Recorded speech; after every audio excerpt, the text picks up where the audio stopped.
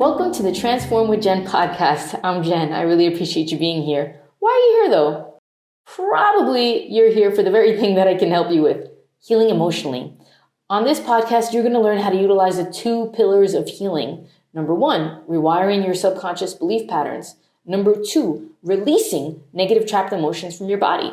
We do that by means of the 4 phases of healing, which are forgiveness, emotional release, individual purpose, and vision. I developed this process on my own out of desperation after experiencing a series of severely traumatic events that led me to PTSD.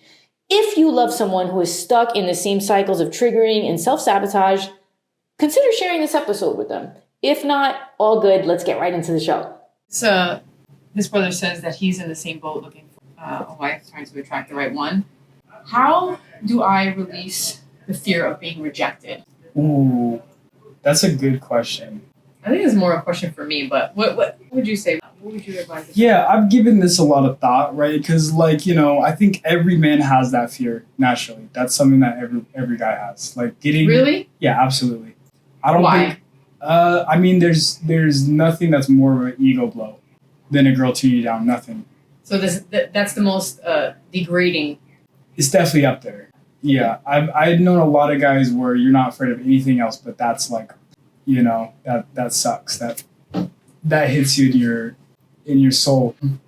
I have to say, I think focusing on yourself, detaching from the outcome is probably the number one thing that you can do. If you're attached to the outcome, then it stings. If you're not attached to the outcome, then you're not even really viewing it like rejection, right? Because it's misalignment. It's misalignment. It's all about perspective, right? You could go up to a girl and she ignores you and you could not think about it. It's kind of like whatever, right? The actual action of what happened was not really anything. It's how you viewed it. If you viewed it as, oh, wow, she's this beautiful girl. She obviously doesn't think I'm worth it. I'm probably not worth it. Da, da, da, da. Okay, no girls like me. And then it just it'll smack you. If you're hey, whatever, hey, on to the next, then you're fine. But focusing on yourself, focusing on your friends, building yourself up, and then your confidence flows way more naturally. Yeah. Confidence comes from evidence. Yeah. Right? So if he collects evidence that he is a person that he wants to be, then he doesn't need the external validation from the ladies anymore. Right. And I love that. I also think in practical terms, you don't finding a balance of when you are out in those situations, you don't gotta go up to a girl and make it a thing to where it's even you're putting yourself out for rejection. You can just go meet people and talk with people and you kind of figure out who you're vibing with and who you're not vibing with.